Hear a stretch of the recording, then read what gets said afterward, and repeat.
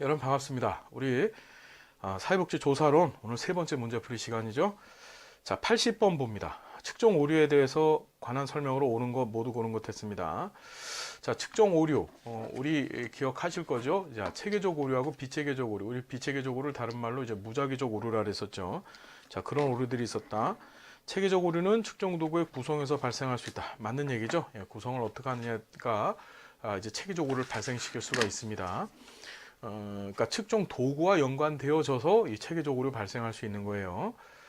측정 오류의 정도는 측정 대상과 측정 도구의 성격에 따라 차이가 나타나고, 측정 오류는 신뢰도와 타당도가 확보된 측정 도구를 이용해서 예방할 수도 있다. 맞는 얘기죠. 무작위 오류는 수집된 자료를 코딩하는 과정에서 잘못 입력하는 경우에 발생한다. 자, 전부 다 맞는 얘기입니다. 자, 중요한 문제예요. 자, 81번 보시면은 측정의 무작위 오류에 관한 설명을 오는 것 했습니다. 무작위 오류 뭐예요? 답을 막 이렇게 찍어대는 거죠. 1 했다, 3 했다, 5 했다, 2 했다. 그죠? 보통 문제 보지 않고 막 찍어대는 게 무작위 오류. 그렇죠? 비체계적 오류라고 보시면 되고, 체계적 오류라는 것은 답에 일관성이 있는 거죠. 333, 111, 5 이런 식으로 찍어대면 그걸 우리가 체계적 오류라고 합니다. 자, 보면은 응답자가 자신에 대한 이미지를 좋게 만들기 위해서 응답할 때 이 무작위 오류가 발생한다. 자, 보통 자기에 대한 이미지를 좋게 만들기 위해서는 체계적 오류가 발생하죠. 왜 그러냐면은 이런 거야. 원래 마음속에는 측정값에다가 매우 나쁘다에다가 체크를 하고 싶어요. 그런데 야, 이거 나쁘다라고 체크를 하면은 이 응답 설문지를 보는 조사자가 나를 나쁘게 볼 수 있잖아. 그러니까 그냥 에이, 좋다로 하자. 다 좋은 게 좋은 거야. 그래서 좋다 이런 식으로 찍어대죠. 무슨 얘기인지 되세요? 그래서 자신의 이미지를 좋게 할 때, 그래서 모든 사항을 다 좋다 또는 뭐 매우 좋다, 여기다 이제 체크를 하겠죠. 자, 그게 바로 뭐라고요? 예, 이제 체계적 오류입니다. 타당도를 낮추는 주요 원인이다. 자, 여러분 기억하시겠지만 무작위 오류는 신뢰도를 떨어뜨리죠. 신뢰도를 떨어뜨립니다. 왜 그럴까요? 자, 무작위 오류 같은 경우에는요, 이게 막 찍었습니다. 찍어 놓고서 그 신뢰도라는 게 우리가 반복해서 측정해도 동일한 값이 나오는 정도인데, 막 찍어낸 다음에 똑같은 설문지를 줬었을 때, 그렇죠? 똑같은 설문지를 줬었을 때 내가 뭐 찍었는지 모르는 거예요. 무작위 오류는요. 이해되시죠? 그러니까 신뢰도가 많이 떨어지죠. 우리 공부하셨지만 체계적 오류 같은 경우에는 타당도가 떨어진다 그랬죠? 무슨 말인지 아시죠? 그래서 체계적 오류 같은 경우에는 타당도가 떨어지는 대신에 신뢰도는 높았고요. 자, 비체계적 오류 같은 경우에는, 그러니까 이 무작위 오류 같은 경우에는 어떻게 신뢰도가 매우 낮다. 자, 기억하셔야 됩니다. 그래서 타당도를 낮추는 주요 원인이 아니라 신뢰도를 낮추는 주요 원인이다. 보시고, 자, 설문항이 지나치게 많을 경우 발생하기 쉽습니다. 맞죠? 예, 그냥 막 찍어댑니다. 설문항이 많으면 어떻게 되죠? 예, 그냥 막 찍어대겠죠. 예, 그래서 어떻게 비체계적 오류, 즉 무작위 오류가 발생할 수 있고요. 연구자가 응답자에게 유도성 질문을 할 때 발생한다. 자, 요거 체계적 오류죠. 그래서 유도성 질문, 보통 매우 나쁘다나 또는 좋다 쪽으로 연구자가 질문을 통해서 유도 끌고 가는 경우가 있어요. 그럼 거기에 응답자가 현혹되어서 어떻게 쫓아가죠. 자, 일정한 양태 일관성을 가지면 체계적 오류에 관한 얘기입니다. 즉 81번에 1번, 2번, 4번, 5번은 전부 다 뭐다? 측정의 오류 중에서 이 체계적 오류에 관한 얘기다. 82번 측정 오류에 관한 설명으로 옳은 것 했습니다. 자, 편향에 의한 체계적 오류가 발생한다. 자, 편향이라는 거, 편향이 뭐죠, 여러분? 예, 응답이 어느 한 범주에 쏠리는 거죠. 예, 그러니까 좋다만 찍든다든지, 아니면 보통이다, 또는 나쁘다 이런 식으로 찔리는 거, 몰리는 거예요. 그걸 편향이라고 하죠. 자, 편향을 통해서 체계적 오류가 발생하는 거예요. 즉 체계적 오류의 원인이 바로 편향이다. 기억하시고, 무작위 오류는 측정의 타당도를 저해한다. 방금 공부했네요. 무작위 오류는 뭐야? 측정의 신뢰도를 저해하고, 체계적으로는 측정의 타당도를 저해한다. 두 개 꼭 기억하십시오. 표준화된 측정 도구를 사용하더라도 체계적으로를 줄일 수가 없다. 아닙니다. 표준화된 측정 도구, 즉 신뢰도와 타당도가 확보되어져 있는 측정 도구를 통해서 어떻게 체계적 오류를 줄일 수가 있다. 그렇죠. 자, 그런데 비체계적 오류를 줄이는 건 이게 만만한 일이 아니다. 그렇죠.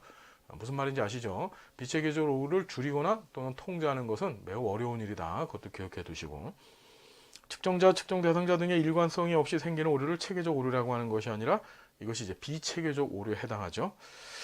자, 83번 봅니다. 삼각 측정에 관한 설명으로 옳지 않은 것은, 자, 이거 시험 문제 나왔었을 때 또 다들 깜짝 놀랐었어요. 왜 그러냐면은 이게 나오지 말아야 될 게 나왔어요. 왜냐면은 여러분들 교과서 수준에서 다룰 부분이 아니거든요. 자, 이게 사실은요, 요 챕터 안에 들어가 있는 게 아니라 우리가 질적 연구의 엄격성, 그렇죠. 질적 연구는 자칫하면 수필된다 그랬었어요. 그죠? 그걸 막기 위해서 연구에 있어서 리거, 즉 엄격성을 갖춰야 된다라고 우리 공부하셨었는데, 관련해서 이 삼각 측정이라는 걸 합니다. 그럼 삼각 측정이 뭐냐? 보니까 2번에 그 개념이 나와 있어요. 하나의 개념을 측정하기 위해서 여러 사람이 2개 이상의 관련 자료를 수집하는 거예요. 여러 사람이, 즉 여러 연구자가 여러 관점에서 여러 가지 자료를 수집하는 거예요. 그 개념을 측정하기 위해서. 무슨 얘기인지 이해되시죠? 그러니까 연구자 혼자서 어떤 자료를 측정하고 모으다 보면 어떤 일이 벌어질까요? 예, 그러니까 그것이 주관적인 자료가 돼버립니다. 그렇죠. 그러면 질적 연구라 해도 일반화 시키는 것이 목적이 아니라 할지라도 질적 연구가, 그렇죠. 하지만 연구로서의 업적을 띠기 위해서는 일반화적 성향도 갖고는 있어야 되는 겁니다. 질적 연구. 이해되죠? 예, 그것들을 이제 완전히 상실하게 돼버리죠. 그래서 어떻게 하나의 주제를 정해놓고 거기서 여러 연구자가 여러 방법을 통해서 여러 가지 루트, 여러 가지 방법을 통해서 자료를 수집하는 것을 우리가 삼각 측정이라고 해요. 측정에서 조사자의 편견이 작용할 여지를 줄일 수가 있고요. 그렇죠? 그래서 너무 주관적으로 흐를 수밖에 없는 이 질적 연구의 단점을 보완해 줄 수 있고요. 자료의 객관성을 높일 수가 있습니다. 뭐 같은 얘기죠. 상호 일치도가 높은 자료를 판별해서 사용할 수 있고, 여러 사람이 관찰함으로 측정 오류의 발생 가능성이 높아진다. 자, 측정 오류의 발생 가능성을 떨어뜨리기 위해서 여러 사람이 관찰하는 거예요. 이해되죠? 그래서 여러 사람이 관찰함으로 측정 오류의 발생 가능성이 떨어지는 게 바로 삼각 측정이다. 정리됐고요. 자, 84번 봅니다. 이제 척도인데, 척도의 종류가 각각 바르게 짝지어진 것 했습니다. 자, 교육 수준, 중졸이야 고졸, 대졸 이상. 이거 뭐 서열 척도인 거 금방 나오죠. 예, 서열 차례만 존재합니다. 즉 어느 것이 앞에 있고 어느 것이 뒤에 있고 이것만 알 수 있죠. 교육 연수, 그렇죠.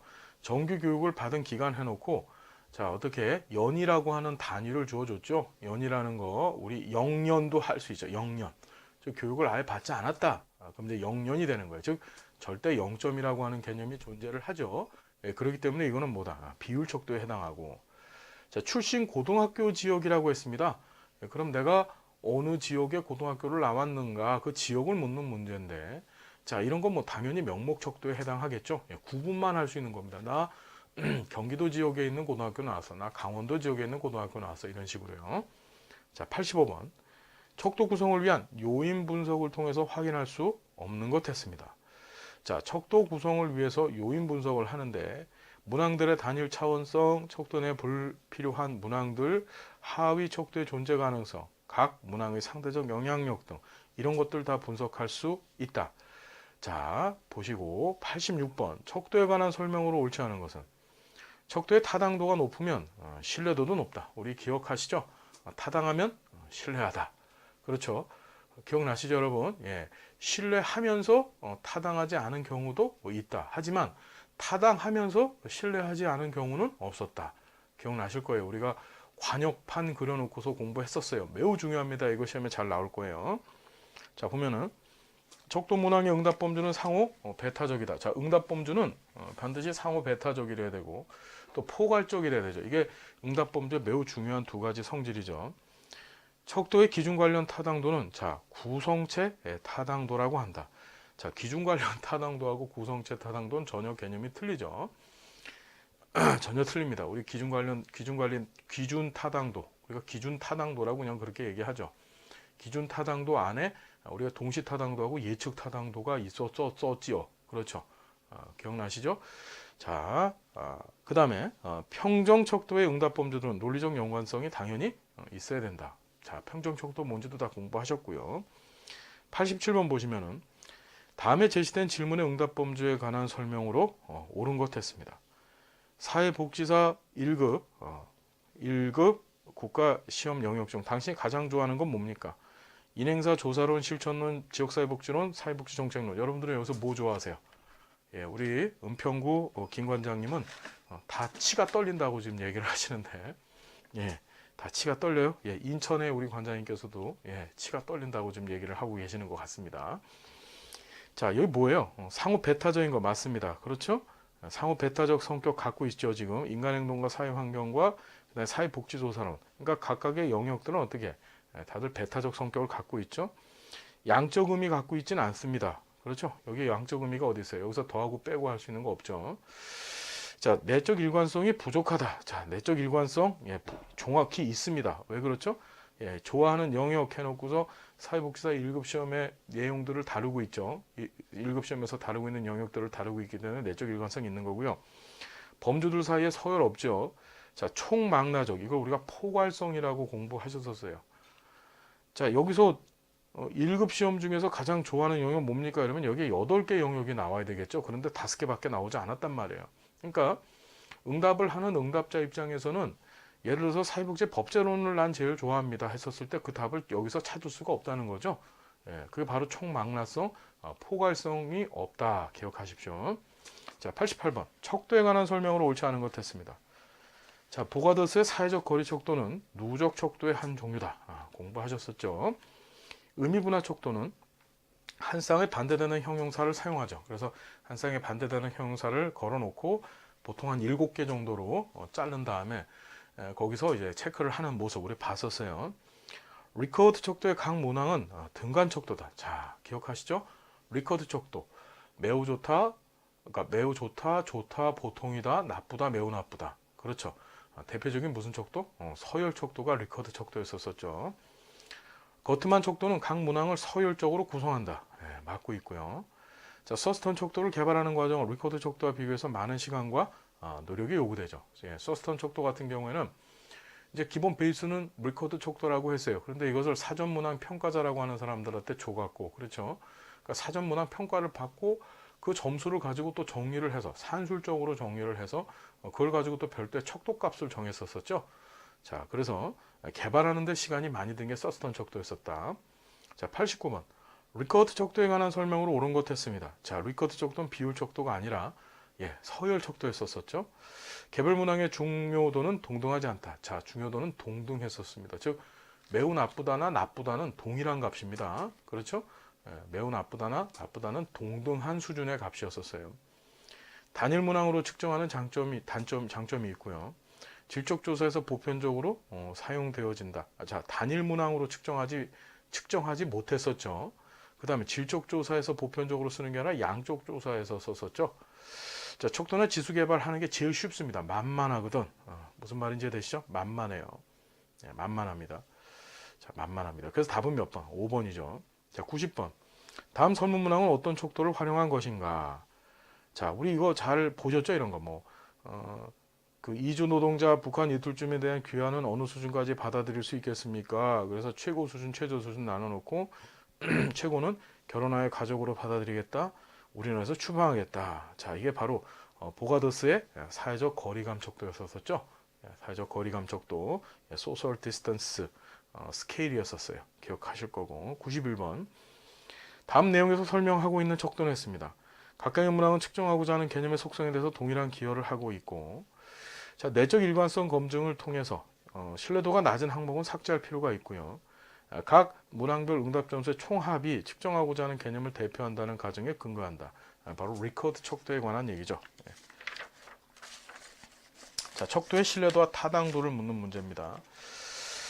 자, 92번. 자, A 시설 어린이들의 발달 상태를 조사하기 위해서 체중계를 이용해서 몸무게를 측정했는데 항상 2.5kg이 더 무겁게 측정됐다. 이 측정에 대한 설명으로 옳은 것은 여기 키워드는요. 항상이라는 단어와 그 다음에 2.5kg이 더 무겁게 측정됐다. 이 두 가지만 갖고서 풀 수 있는 거죠. 측정을 할 때마다 값은 동일했습니다. 항상. 그렇죠. 항상. 그러니까 뭐야. 측정할 때마다 동일한 값이 나오니까 신뢰도가 높다는 얘기고. 자, 그런데 2.5kg이 더 무겁게 측정됐어요. 즉 척도가 제대로 측정을 못하고 있다는 얘기죠. 즉 타당도는 낮다는 얘기입니다. 그래서 신뢰도는 높지만 타당도는 낮다. 자, 이런 문제 풀 수 있겠죠. 딴 거 다 볼 필요 없이 항상이라는 단어, 그걸 통해서 신뢰도가 높다라는 걸 추측하고 2.5kg이 더 무겁게 측정되었다는 걸 통해서 어떻게 타당도가 낮다라는 것을 우리가 측정해 볼 수 있습니다. 자, 93번. 측정 도구의 신뢰도에 관한 설명으로 옳지 않은 것 했습니다. 신뢰도는 무작위 오류와 관련이 있다. 그렇죠. 그러니까 무작위 오류 같은 경우는 신뢰도가 낮다고 했었죠. 기억나시죠? 그걸 얘기하고 있는 거예요, 지금. 재검사법, 정확히 이제 검사 재검사법입니다. 검사 재검사법을 사용해서 신뢰도를 평가할 경우 측정 대상이 동일해야 된다. 그렇죠. 그러니까 측정 대상, 측정하는 사람이 동일해야 되죠. 검사 재검사법은 측정하고자 의도한 것을 측정하는 능력, 이것은 신뢰도에 관한 설명이 아니고 바로 뭔가 타당도에 관한 정의죠. 크롬바 알파 계수는 신뢰도 측정의 대표적인 방법이다. 우리가 내적 일관성 측정법이라고 우리 공부하셨습니다. 크롬바 알파 계수법. 자, 측정 결과가 일관된 정도를 말한다. 자, 신뢰도에 대한 정의가 5번에서 정확히 나왔어요. 자, 94번. 동일 대상에게 시기만 달리했어요. 자, 대상은 동일하고, 자, 시기만, 자, 시차를 두고서 어떻게 동일한 측정 도구로 조사한 결과를 비교해서 신뢰도 측정하는 게 바로 검사 재검사법이죠. 우리가 신뢰도 측정 방법에 뭐가 있었어요? 첫 번째 검사 재검사법, 두 번째 복수 양식법, 다른 말로 이제 대안법이라고도 했고 또 평행법이라고도 했었었죠. 세 번째가 반분법이고 네 번째가 이제 내적 일관성법, 그 안에서 이제 크롬바 알파 계수법이 있었었죠. 자, 기억하셔야 돼요, 네 가지. 자, 95번. 자, 크롬바 알파 계수에 관한 설명으로 옳은 것 했습니다. 척도를 구성하는 전체 문항 조합들의 상관관계 평균값을 계산한 것이다. 이게 맞죠? 척도의 문항을 절반으로 나누어서 두 부분 간의 상관관계를 계산한 것이다. 척도의 문항을 절반으로 나누어서 두 부분 간의 상관관계, 이게 성관관계가 아니고 상관관계입니다. 상관관계를 계산한 것, 이거는 반분법에 관한 설명이죠. 자, 그 다음에 복수의 조사자를 통해서 측정한 점수를 비교해서 의견 일치도를 평가한 것이다. 이것은 신뢰도 평가 방법 중에 좀 아주 특이한 방법인데 바로 이제 조사자 평가 방법이라는 게 있어요. 조사자가 복수 조사자가 측정한 점수를 비교해서 의견 일치도를 평가하는 거예요. 조사자가 신뢰도를 측정합니다. 그러니까 평가자가 그러니까 동일 대상, 즉 응답자를 통해서 신뢰도를 확보하는 것이 아니고 연구자 조사자를 통해서 신뢰도를 또 이렇게 확보하는 경우도 있어요. 비슷한 두 개의 척도로 동일한 대상을 측정한 점수들 간의 상관관계를 계산한 것이다. 자, 비슷한 두 개의 척도로 동일한 대상을 측정한 점수들 간의 상관관계 계산한 거 바로 뭐죠?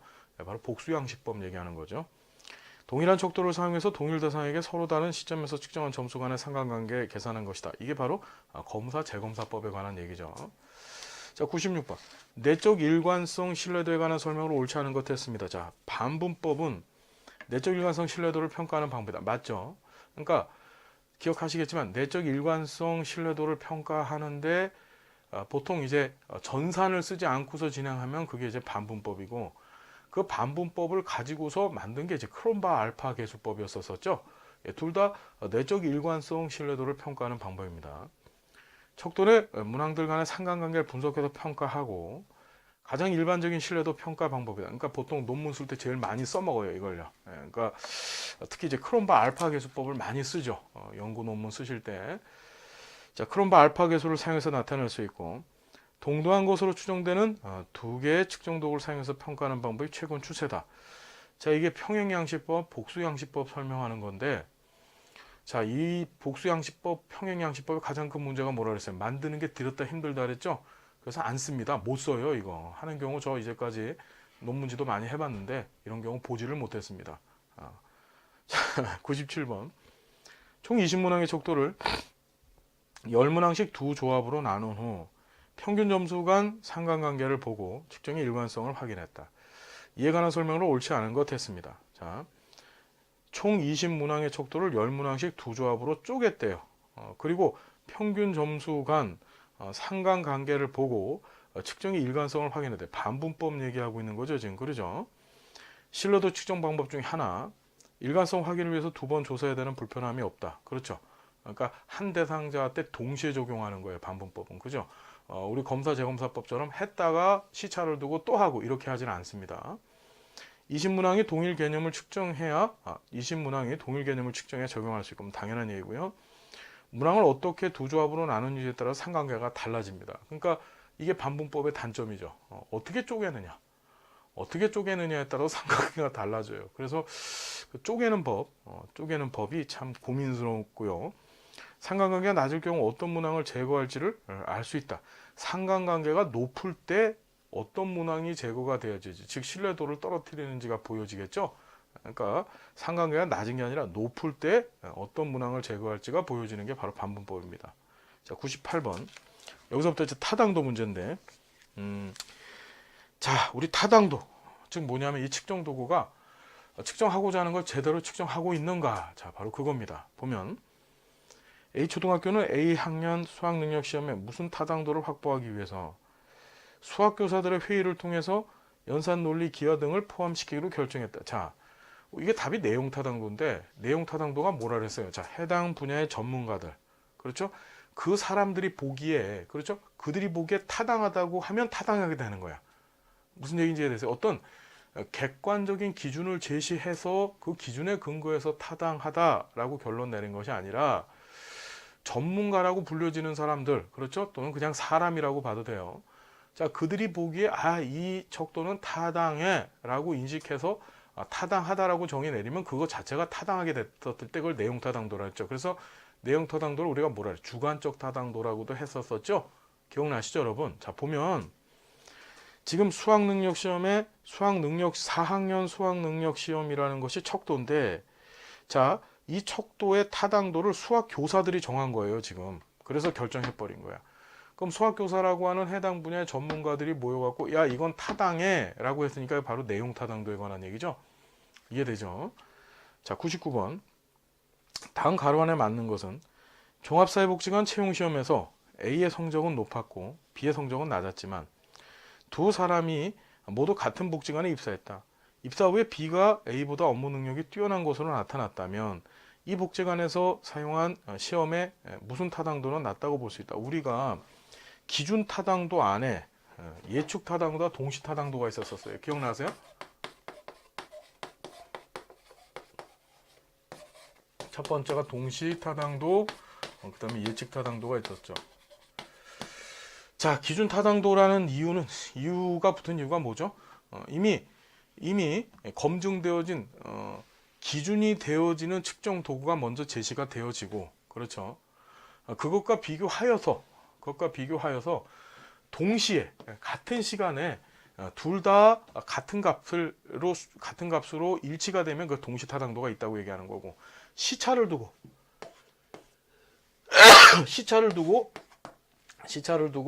타당도가 두 값이 일치가 되면 예측 타당도가 있다고 한 거라 그랬죠. 자, 보면요, 봐요. 채용시험이라는 것이, 자, 채용시험이 있는데 채용시험에서 A의 성적은 높았고 B의 성적은 낮았지만 두 사람 모두 같은 복지관에 입사했다. 입사 후에, 자, B가 A보다 업무 능력이 뛰어난 것으로 나타났다. 이 복지관에서 사용한 채용시험의 뭐는 낮다라고 볼 수 있는가? 여기서 지금 보면은 채용시험이라는 게 등장을 해요. 채용시험에서 A의 성적은 높았고 B의 성적은 낮았거든요. 그래서 입사를 시켰어요. 그런데 B가 A보다 업무 능력이 뛰어났어요. 업무 능력에 대한 평가가 이제 바로 뭔가요? 이제 두 번째, 그러니까 기준이 되어지는 타당도가 되겠죠. 했더니만은 어떻게 돼요? 채용시험에, 그러니까 이 복지관에 사용한 채용시험은 무슨 타당도가 예측 타당도가 낮은 거죠. 무슨 말인지 되시죠? 그러니까 이 채용시험이 그러니까 시간이 지난 다음에 측정을 해봤더니 채용시험이 제대로 어떻게 타당도가 없었다. 그러니까 업무 능력과 관련되어진 타당도하고 괴리가 있었다는 거죠. 자, 100번 보시면은 괄호 안에 알맞은 거 있습니다. 우울척도 A 측정치가 우울척도 B보다는 자아존중감 척도 C의 측정치와 더 일치할 때 척도 A의 뭐뭐는 문제가 된다 이랬습니다. 자, 이게 바로 뭐죠? 판별 타당도에 관한 얘기죠. 판별 타당도. 그러니까 자, 우리가 판별 타당도가 있었었고 이제 수렴 타당도가 있었었어요. 자, 판별 타당도란 건 지금 이 얘기처럼 보세요. 우울척도 A의 측정치가 우울척도 B보다는 자아존중감 정도 C의 측정치와 더 일치하는 거야. 자, A하고 B가 있는데 A가 C에 더 일치했었을 때, 그죠? 무슨 말인지 되시죠? 그럼 A는 뭐가 되는 거야? 같은 우울척도인데 자, A도 우울척도고 B도 우울척도야. 그렇죠? 그 다음에 자아존중감 척도 C인데 A 값이 B하고 일치되는 게 아니고 B하고 일치되면은 그때 이제 수렴 타당도가 되는 거죠. 근데 전혀 상관없는 C, 즉 자아존중감 척도하고 일치가 돼요. 흩어져 버리는 거. 이게 판별 타당도죠. 다시 한번. 판별 타당도는요. 자기하고 전혀 상관없는 척도와 값이 일치되어지는 경향이 있으면 판별 타당도고, 자기하고 상관이 있는 척도, 같은 값을 측정하기 위해서 만들어진 척도와 값이 일치되어지면 그게 수렴 타당도가 있다고 얘기하는 거예요. 기억나시죠? 자, 101번. 다음 사례에 기술된 표준화된 척도의 타당도 평가 방법 했습니다. 사회복지사가 클라이언트 100명의 약물남용 정도를 두 가지 방법으로 측정하였다. 첫째, 약물남용으로 인해서 상담이나 치료를 받은 경험이 있는지를 질문했고, 둘째, 표준화된 척도로 약물남용 정도를 측정했다. 자, 측정 결과 상담이나 치료 경험이 있는 집단의 척도 평균 점수가 그렇지 않은 집단의 점수보다 통계적으로 유의미하게 높았다. 자, 이게 바로 뭐죠? 이게 기준 타당도 안에서 동시 타당도에 관한 얘기죠. 뭐냐면은 약물남용 정도를 측정하기 위해서 두 가지 방법을 같이 쓴 거야. 같이 동시에. 그렇죠. 그래서 첫째로 뭐래요? 약물남용을 해서 상담이나 치료를 받은 경험이 있는지 질문해봤고, 그다음에 표준화된 척도로 약물남용 정도를 측정한 거야. 그랬더니 상담이나 치료 경험이 있는 집단의 척도 평균 점수가 그렇지 않은 집단의 평균 점수보다 통계적으로 유의미하게 높은 일이 벌어졌죠. 이게 바로 기준 타당도 중에서 동시 타당도에 관한 얘기죠. 102번. 측정의 신뢰도와 타당도에 관한 설명을 옳은 것 했습니다. 자, 동일인이 한 체중계로 여러 번 몸무게를 측정하는 것은 체중계의 타당도와 관련되어져 있다. 여러 번 측정한다. 그렇죠? 그건 이제 신뢰도하고 관계 있는 거고요. 편향은 측정의 무작위 오류가 아니라 오류입니다. 오류. 편향은 측정의 무작위 오류와 관련돼 있다. 자, 편향 앞에서도 공부하셨죠? 체계적 오류와 관련돼 있다 그랬죠? 그래서 편향은 체계적 오류의 원인이라 그랬었어요. 기억하실 거고. 측정 도구의 높은 신뢰성이 측정의 타당성을 보증하지는 않는다. 그렇죠. 그러니까 신뢰하다고 타당하지 않은 경우도 있었었죠. 우리가 관역판 했었잖아요. 신뢰하지 않고 그러니까 신뢰도는 있는데 타당하지 않는 경우. 관역판이 있으면 이렇게 꽂히면 이게 바로 뭐야? 신뢰도는 있어. 즉 반복해서 쐈는데도 한 지점에 모였어. 그런데 가운데는 맞히지 못해. 이게 신뢰도는 있는데 타당하지 못한 거죠. 거꾸로 앞에서도 얘기했지만 타당하면 반드시 신뢰할 수 있다 그랬죠. 꼭 기억하세요. 측정 도구의 타당도를 검사하기 위해서 반분법을 쓰더라. 자, 반분법은 언제 썼었습니까, 여러분? 예, 이건 신뢰도 측정 방법이었었죠. 검사, 재검사법, 그렇죠. 반분법, 복수양식법, 크롬바 알파계수법 기억하세요.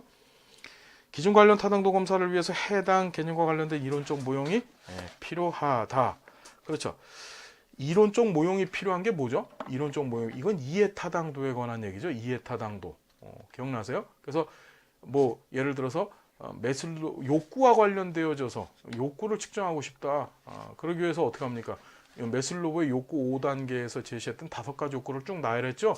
이건 이해 타당도에 관한 얘기입니다. 그런 게 이해 타당도라고 우리 공부했었어요. 자, 103번. 다음에서 사용한 타당도는 했습니다. 새로 개발된 주관적인 행복감 측정 도구를 사용해서 측정한 결과와 이미 검증되고 널리 사용되고 있는 주관적인 행복감 측정 도구의 결과를 비교해서 타당도를 확인한다. 자, 새로 개발된 주관적 행복감 측정 도구가 그다음에 이미 검증되고 사용되어지는 주관적 행복감 측정 도구의 결과를 같은 시간에 같이 비교하는 거예요. 여기에 시차를 뒀다라는 얘기가 없죠. 시차를 뒀으면 예측 타당도가 되는데 같이 했어요. 이게 바로 뭐죠? 기준 타당도 중에서 동시 타당도에 관한 얘기죠. 여러분 구분할 수 있겠죠? 자, 이제 104번 봅니다. 매우 건강한 90대 남성 노인들에게 건강 서비스를 1년 동안 제공한 후 건강 상태를 측정한 결과 이들의 상태가 나빠졌고 통제 집단이 여성 노인들에 비해서도 낮게 나타났다. 이 연구에 영향을 미칠 수 있는 내적 타당도 저해 요인들. 자, 내적 타당도 저해 요인. 내적 타당도가 뭐라 그랬습니까? 인과관계 정도라 그랬죠. 이 내적 타당도 저해 요인은 뭐 시험에 100% 나온다고 보시는 겁니다. 100% 나와요. 100%. 0.1%도 빠짐없이 100% 나옵니다. 자, 여기 보니까 자, 당연히 성숙 효과 발생할 수밖에 없습니다. 왜 그렇죠? 90세 된 노인들 시간이 지나가면 갈수록 건강 상태가 나빠질 거예요. 그렇죠. 성숙 효과. 이걸 이제 시간 효과라고도 우리 했었었죠. 그러니까 시간이 흘러감에 따라서 어떤 특별한 독립 변수를 제공했음에도 불구하고 그 시간이라고 하는 것이 일종의 외생 변수 역할을 하면서 어떻게 해요? 상황을 변화시키죠. 즉 종속 변수에 영향을 미치는 거예요. 자, 그래서 보니까 90세 이상의 노인들한테 1년 동안 서비스를 제공했는데 이들의 상태가 나빠졌대. 서비스 제공하면 좋아질 줄 알았는데. 자, 그럼 90대 이상 노인들은 시간이 지나면 저절로 나빠져요. 이게 바로 성숙 효과. 자, 시간의 흐름에 관련된 얘기죠. 선택과의 상호작용도 존재를 하고, 통계적 회귀도, 자, 여기만 선택과의 상호작용도 존재하죠. 뭐냐면, 통제 집단이 여성인 노인들에 비해서도 낮게 나타났다. 이게 이제 선택과의 상호작용이죠. 통계적 회귀 문제도 발생합니다. 통계적 회귀. 왜 그럴까요? 1년이라고 하는 시간이 지나면은요, 다 통계적 회귀가 뭐죠? 시간이 지나면서 양극단적인 값들이 가운데로 몰려드는 현상이라 그랬죠? 당연히 시간이 지나가게 되면 통계적 회귀 현상은 다 발생할 수밖에 없습니다. 여기 위약 효과 얘기는 없죠. 플라시보라고 하는 위약 효과는 없습니다. 넘어가고요. 자, 좀 어려운 문제예요. 요새 시험이 이렇게 나와요.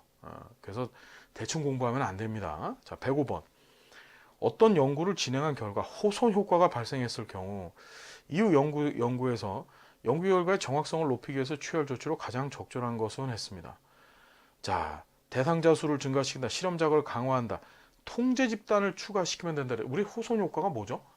이게 내가 지금 나한테 독립 변수가 제공되어진다. 즉 나한테 어떤 프로그램이 제공되어진다는 사실을 알고, 그렇죠, 알고 그것 때문에 전혀 다른 반응, 즉 일상적인 반응이 아니라 전혀 다른 반응을 보이는 현상을 우리가 호손 효과라고 했었었죠. 기억나시죠? 그러니까 원래는 대충 일을 했던 사람이 공장에 가서 대충 일했던 사람이 어떤 특정 너를 대상으로 내가 지금 연구하고 있어라고 하는 사실을 인지를 한 다음부터는 어떻게 열심히 일을 하려고 해요. 그게 호손 효과라고 했었습니다. 자, 이때는 뭐 한다 그랬어요? 우리 공부했었어요. 이것도 통제 집단을 갖다 붙여주면은 이게 더 호손 효과를 어떻게 이 줄이는 방법이 될 수 있어요. 106번. 다음 연구에 내적 타당도에 영향을 미칠 수 있는 요인은 자, 아동학대 예방을 위한 부모 교육의 효과성 검증을 위해서 아동보호 전문기관을 통해서 교육 참여를 희망하는 부모를 모집하고 교육을 실시했다. 자, 교육 종료 후 1년 동안 교육을 받은 부모 집단과 받지 않은 부모 집단에서 아동학대 사례로 확인된 부모의 비율을 비교했다. 자, 이게 뭐지? 자, 보면 아동보호 전문기관을 통해서 교육 참여를 희망하는 부모를 모집하고 교육을 실시한 거야. 당연히 어떤 일이 될까요? 집단을, 즉 연구하고자 하는 집단이 편향될 수밖에 없겠죠. 무슨 말인지 되잖아요. 이게 내적 타당도를 저해시키는 거예요. 그러니까 이런 거 조사할 때는 어떻게 돼요? 그냥 아동을 데리고 사는 집안 전체를 다 조사를 했었어야 되는데 아동보호 전문기관을 통해서 교육 참여를 희망하는 부모라고 한다면 이건 분명히 아동 학대를 했던 부모들이 아마 이 아동학대 보호 전문기관의 리스트 안에 담겨져 있을 거거든요. 이해되죠? 그래서 편향된 집단 선택이 문제를 일으켰다. 자, 107번. 사전 사후 검사에서 서로 다른 척도를 사용해서 발생하는 타당도 저해 요인. 자, 이게 도구 효과라 그랬죠? 도구 효과. 자, 도구 효과라는 게 뭐예요? 서로 다른 척도를 사용했었을 때, 즉 이질적인 척도를 사용한 거예요. 첫 번째 검사와 두 번째 검사, 즉 첫 번째 조사와 두 번째 조사에서 이질적 척도를 사용했었을 때 발생하는 오류죠. 108번. 자, 실험 설계 시 고려해야 될 타당도 조인 중 특성이 같은 요인끼리 묶여진 것은 역사, 성숙, 표본의 대표성, 자, 중도 탈락.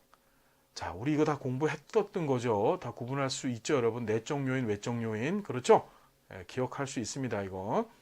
제가 그렇게 해서 시험에 나왔다고 했었어요. 자, 그래서 우리 교재도 그렇게 정리되어 있고요.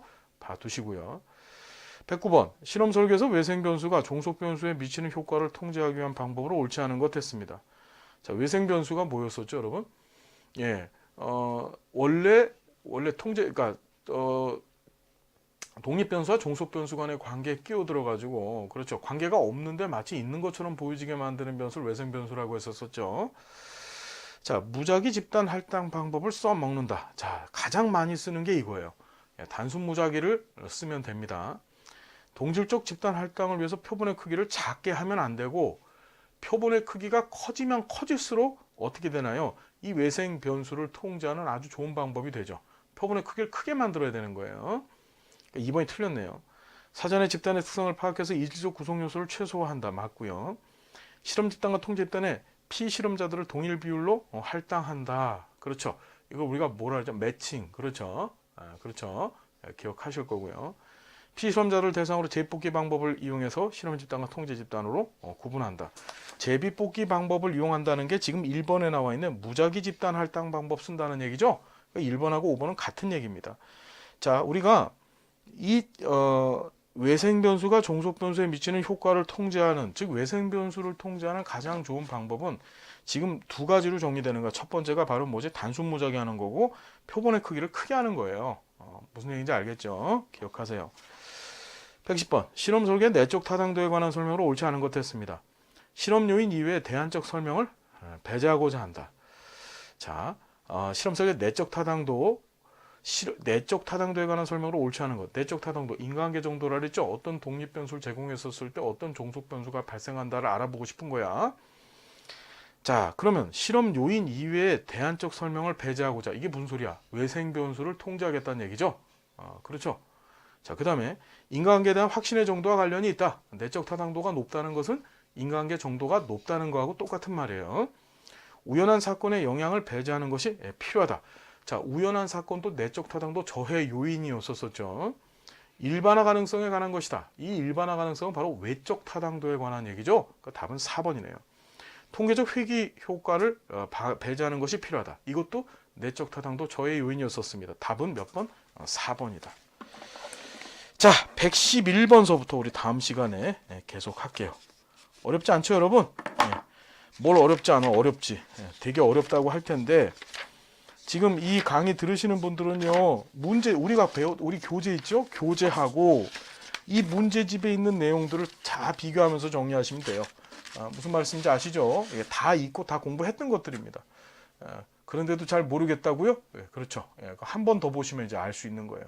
자, 문제 꼭 풀어보시고 시험장 가셔야 됩니다. 여러분 부탁드릴게요.